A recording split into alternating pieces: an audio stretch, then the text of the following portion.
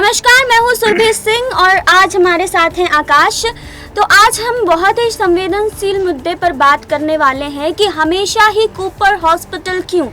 सुशांत के समय में भी हमने आकाश देखा कि कूपर हॉस्पिटल ही सुशांत के शव को ले जाया गया।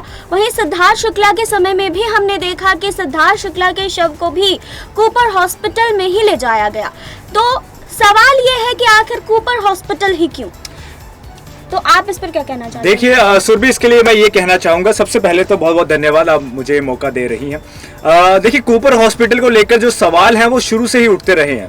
बात सिर्फ सुशांत या सिद्धार्थ की ही नहीं है, इससे पहले जिया खान भी वहीं गए थे, इससे पहले और भी तमाम ऐसे सेलिब्रिटीज हैं जो वहां पे गए थे। अब ये इत्तेफाक है या इसके पीछे कोई राज है, लेकिन हमेशा जो भी सेलिब्रिटी यहाँ पे जाता है वो वापस नहीं आ पाता है। और इसके अलावा भी वहां के डॉक्टर्स की बात कर ली जाए, वहां के स्टाफ की बात कर ली जाए, ऐसे तमाम सवाल उन पर उठाए जाते हैं जो काफी ज्यादा गंभीर हैं। और अब जो है लोगों का ये मानना शुरू हो चुका है कि अब जो कूपर हॉस्पिटल है उसके साथ कुछ ना कुछ तो परेशानी जरूर है, क्योंकि उसके आसपास अब लगभग 3 से 4 हॉस्पिटल और खुल चुके हैं जो कि उसी तरह का रेपुटेशन रखते हैं। लेकिन इन सारी चीजों के बावजूद क्यों हमेशा कूपर हॉस्पिटल ही ले जाया जाता है? आपको मैं दोस्तों बताना चाहूंगा, जब सुशांत सिंह राजपूत इस दुनिया को छोड़कर गए थे तो उनका बहुत ही हड़बड़ी और जल्दबाजी में शव जो है कूपर हॉस्पिटल सीधा लेके जाया गया, जबकि वहां पे एक बुज हॉस्पिटल भी है जो कि लगभग 1 किलोमीटर के दायरे में भी है और वहां पे भी पोस्टमार्टम की सुविधा है। लेकिन इन सारी चीजों के बावजूद क्यों कूपर हॉस्पिटल ही वो शव ले जाया गया? और वहां से जो पोस्टमार्टम रिपोर्ट आई है वो आप भी अच्छे से जानते हैं और हम भी अच्छे से जानते हैं कि बहुत डामाडोल थी, उसमें पूरी सच्चाई नहीं दिखाई गई थी और ना ही पूरी इंफॉर्मेशन दी गई थी। जैसे समय क्या था निधन का, उन्होंने उससे पहले क्या खाया था, ऐसी तमाम सवाल थे जो उस रिपोर्ट से गायब थे और तभी से कूपर पे जो शक था वो बढ़ चुका था। अब मैं आपसे ये पूछना चाहूंगी कि जिस तरीके से सुशांत सिंह राजपूत के समय में पोस्टमार्टम रिपोर्ट से टाइम गायब थी, टाइम उन्होंने मेंशन नहीं की थी, उसी तरह हमने ये भी देखा है आकाश कि सिद्धार्थ शुक्ला के समय में भी उस रिपोर्ट से टाइम गायब थी। तो मतलब इसका क्या है कि क्यों ऐसा हो रहा है? आखिर कूपर हॉस्पिटल की इमेज इतनी खराब शुरू से क्यों रही है? तो बिल्कुल सही कहा आपने सुरभि। मैं आपकी इस बात को आगे कंटिन्यू करके कहना चाहूंगा कि हमेशा जब भी कोई रिपोर्ट आती है, फिर वो चाहे सुशांत को लेकर आई हो या अब सिद्धार्थ को लेकर आई हो, कुछ ना कुछ कमियां उस रिपोर्ट में हमेशा निकलती हैं। और ये कमियां ऐसी भी नहीं है कि छोटी मोटी कमियां हैं, ये बहुत इंपॉर्टेंट इंफॉर्मेशन है जिसका सामने आना बहुत जरूरी है। लेकिन कुछ तत्व इसको छुपाते हैं या कुछ तरीके से इसको छुपाया जाता है या इनको मिलती नहीं है। तो ये बहुत सारी ऐसी कंफ्यूजन है जो इस हॉस्पिटल को लेकर चल रही है। आपने बात की सुशांत सिंह राजपूत की, तो दोस्तों आपको बता दें कि सुशांत सिंह राजपूत की डेथ ऑफ टाइम क्या था वो चीज इन्होंने सामने नहीं लाई थी। इन्होंने कभी नहीं बताया कि उनका निधन किस समय हुआ है।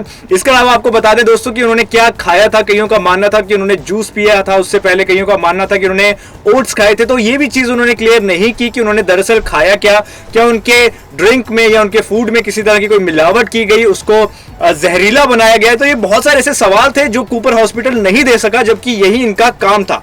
अब मैं वापस आता हूं सिद्धार्थ शुक्ला पर। सिद्धार्थ शुक्ला को लेकर दोस्तों मैं आपको बता दूं कि बाहरी तौर पे बताया गया कि कोई भी चोट नहीं लगी है। चलिए बात हमने मान ली, कोई ने बाहर से किसी तरह कोई घाव या कोई चोट नहीं थी जिसके बेस पे हम ये कह सकते हैं कि बाहर से उन्हें कोई वार नहीं किया गया होगा। लेकिन उनके शरीर में क्या चल रहा था, उनकी फूड में, उनके जो ड्रिंक्स है उसमें कुछ मिलावट थी कि नहीं थी, उनकी बॉडी में ऐसा क्या केमिकल रिएक्शन हुआ कि बिना किसी दर्द के वो बस ऐसे ही निकल कर चले गए। जबकि हार्ट अटैक में बहुत दर्द होता है, आप ये बात जानते होंगे, और हार्ट अटैक में इंसान बहुत तड़पता है। लेकिन ऐसा कुछ भी सिद्धार्थ के साथ, माफ कीजिएगा, नहीं हुआ था। तो ऐसा क्या था कि उन्होंने उनकी ड्रिंक में था या उनके खाने में था? दोस्तों आपको बताना चाहूंगा कि जब वो शाम को 8:30 बजे के आसपास जब सैर करके अपने घर पर वापस आए थे, तो तब से ही वो अनईजीनेस की जो है जो शिकायत कर रहे थे कि उनकी छाती में थोड़ी सी अनईजीनेस हो रही है। इसके अलावा उनका कहना था कि उन्हें अच्छा नहीं लग रहा, बेचैनी फील हो रही है। तो ये बहुत जरूरी हो जाता है जानना कि उन्होंने ऐसा क्या खाया उससे पहले या उनकी बॉडी में ऐसी क्या रिएक्शन हुई है जिसकी वजह से ये सारी चीजें हो रही थी। और एक कूपर हॉस्पिटल हमेशा नाकाम रहा है बताने में। अब मैं आपसे ये पूछना चाहूंगी कि ये भी बताया गया कि जब वो सोए रात में, उससे पहले उन्होंने कुछ गोलियां खाई थी, ठीक है, उस गोलियों का भी जिक्र हमने सुना। लेकिन इसके बाद भी कूपर हॉस्पिटल ने इसको सीरियसली नहीं लिया। उन गोलियों के बारे में हमें कोई जानकारी अभी तक नहीं मिल पाई है कि आखिर वो गोलियां क्या थी और किस आधार पर सिद्धार्थ शुक्ला ने वो गोलियां खाई थी? क्या उन्हें किसी डॉक्टर ने प्रेस्क्राइब की या खुद से उन्होंने ये गोलियां खाई? आखिर वो गोलियां क्या थी? उन गोलियों के बारे में आप कुछ बताना चाहेंगे आकाश? ये आपने बहुत अच्छा मुद्दा उठाया सुरभि, और ये बहुत इंपॉर्टेंट कड़ी है इस पूरी हादसे की, क्योंकि ये अगर हमें पता चल जाता है तो शायद बहुत सारे सवालों के जवाब तो ऐसे ही हमें मिल जाएंगे। अब ये बात सामने जरूर आई है कि उन्होंने दवाई जरूर ली थी शाम के समय, लगभग 9:30 या 10 बजे के आसपास उन्होंने दवाई खाई थी। अब ये दवाई किस तरह की दवाई थी, क्यों खाई थी, किस चीज के लिए खाई थी, क्या ये पेन किलर था, क्या ये गैस के लिए कोई दवाई थी या किसी और चीज की दवाई थी, तो ये अभी तक पुष्टि नहीं हो पाई है। और खैर अभी फॉरेंसिक रिपोर्ट सामने आना बाकी है और कई तरह के रिपोर्ट्स अभी सामने आएंगी। फिलहाल अभी पोस्टमार्टम ही हुआ है, तो जब ये रिपोर्ट सामने आएंगी तो हम उम्मीद करते हैं कि इन सारे सवालों के जवाब इन रिपोर्ट्स में हमें मिलेंगे, क्योंकि दवाइयों का रिएक्शन जो है ये कई लोगों के लिए प्रॉब्लम बनी हुई है। हमने हाल ही में भी कुछ पहले केसेस में बात सुन ली है, तो क्या ऐसा कुछ सिद्धार्थ के साथ भी हुआ है और क्या दवाई की रिएक्शन की वजह से उनके साथ ऐसा हुआ है, तो ये बहुत बड़ा सवाल जरूर है सुरभि। और एक सवाल है कि सिद्धार्थ शुक्ला का निधन हुआ हार्ट अटैक की वजह से, जो कि हम सब जानते हैं, लेकिन पोस्टमार्टम रिपोर्ट में ये चीज़ क्लियर नहीं हो पा रही है। तो उसके पीछे क्या रीज़न है कि आखिर क्यों, जब सीधा सा जवाब है कि हार्ट अटैक आया है और उसकी वजह से सिद्धार्थ शुक्ला नींद में चल बसे, तो क्यों अभी तक उस रिपोर्ट में ये सामने नहीं आ पाया है कि आखिर वो रीज़न क्या था? ये सुरभि आपने बहुत सही सवाल उठाया है। आपको मैं बता दूं कि उनकी जो अभी केस फाइल हुआ है वहां पे नेचुरल डेथ का जिक्र नहीं किया गया है, इसे एक्सीडेंटल डेथ अभी भी करार किया गया है। तो अभी तक अगर ये साफ इतना क्लियर केस था, अगर सच में ही ऐसा हुआ है और इतना क्लियरली बताया जा सकता है कि उन्हें हार्ट अटैक हुआ और उसकी वजह से उनका निधन हुआ है, तो फिर ऐसे क्या सवाल है जिसकी वजह से इसे नेचुरल डेथ नहीं घोषित किया गया है और अभी भी इस पे जो शक की तलवार है वो लटक रही है और इसलिए शायद इस पे एक्सीडेंटल डेथ का टैग लगा है। तो इससे जो है ये कहना गलत नहीं होगा कि अभी एजेंसीज को खुद इस बात का शक है कि शायद ये जो चीज है ये इतनी साफ भी नहीं है जितनी इसको बना के दिखाया जा रहा है।